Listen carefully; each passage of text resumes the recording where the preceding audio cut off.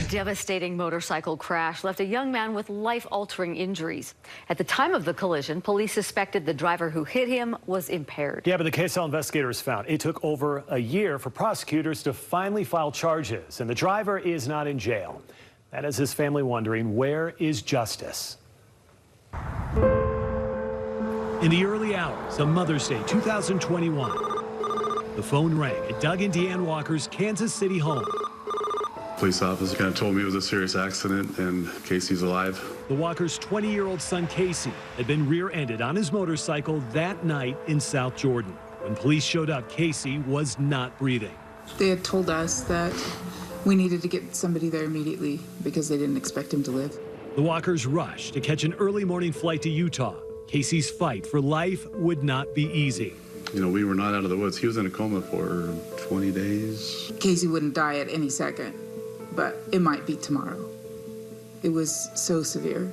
So it's just kind of different. It's like Casey would live. It's like a newborn baby, just having to learn everything again and just. But the crash caused a traumatic brain injury, and intensive rehab would soon follow. And just remembering everything. Like, I can talk to somebody, and like an hour later, I'm just like, wait, what did we talk about? Just having to remember stuff.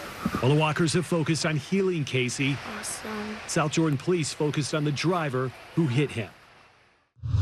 This man, Shane Berry, sentenced 4 times in the last 20 years on drug-related charges. Most recently, 2019. His risk for alcohol or drug problems is listed as high in this report from his probation officer in March of 2020. And while it seemed Berry had taken positive steps towards recovery, completing residential treatment, community service, and clean drug tests, on the night of May 8th, 2021, after slamming into Casey's motorcycle, this police report describes officers finding a glass pipe in Berry's car.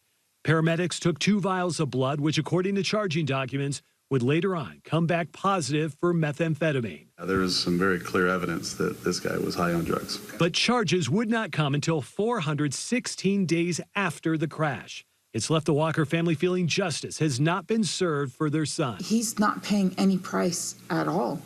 No price. How many times is this happening throughout Salt Lake County where people are not paying the price for changing other people's lives in this negative way? The KSL investigators went to Salt Lake County District Attorney Sim Gill's office, which finally filed charges against Shane Berry just days after we requested an interview for this story. Due to an error on our own part, it didn't get immediately filed. Gill says this is how things played out on their end. The case was screened back in August and sent back to South Jordan PD for more evidence.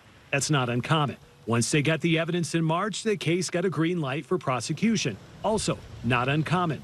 But here's the part that is uncommon. In the middle of it all, the assigned prosecutor quits. The case goes MIA, and it's not discovered until last month during an internal audit. How does that happen? Well, it happens sometimes. I mean, these are mistakes that happen. We screen 17,000 cases every year. Mistakes aside, crashes with drugs involved can be, well, more complicated than alcohol, and they take more time. When there are drugs involved, sometimes those telltale signs are not there, and the impairment may not be there. Impairment, Gill says, is often revealed by other conditions surrounding the crash, making reconstruction a major piece of evidence for prosecutors. That reconstruction was what Gill says they needed from South Jordan, and they finally got it. We know we're going to get one shot at it, and we want to do it right, and we want to do our very level best in advocating that for that victim or that family. Berry was finally charged with driving with a measurable controlled substance, a second-degree felony. The case, now a statistic. If you feel different, you drive different. Adding to a problem in Utah. Looking at all fatal crashes last year, 37% of the time the driver tested positive for drugs. That's compared to just 13% of drivers testing positive for alcohol. But Linda Hansen with the Department of Public Safety says that statistic is sort of tainted. They test for all types of drugs, including over-the-counter medications like Tylenol, ibuprofen. So those are all going to show up as drug positive.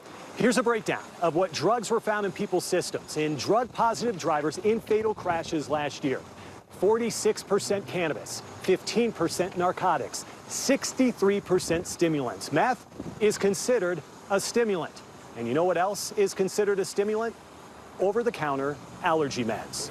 With drugs, there's not really a way, like scientifically right now, that we can measure impairment in anybody because all drugs are different and every person is going to metabolize those drugs differently. And that challenge alone is one of the reasons the DA's office says these cases take more time to sort out. More time for investigators, more time for prosecutors. It's changed our life. And more time Drastically. for victims and their families waiting for justice. There is no understatement in expressing how difficult this is, how difficult it's been, and the price that every member of this family has had to pay. Salt Lake County DA processes about 1,000 DUI cases per year. We found between 2018 and 2022, the average time between screening and filing the case in court was 19 days. We were unable to reach Shane Berry for his comment on this case. But finally, it sounds like it got charges. Finally, it's just the wait. Yeah. Such a long time. Yeah. You imagine being that family, and you heard them there. I mean, having to wait So that long unfair. for something, and those are just charges. We don't even know. I mean, now they got to go through the court process. So Yeah, good story. Thanks.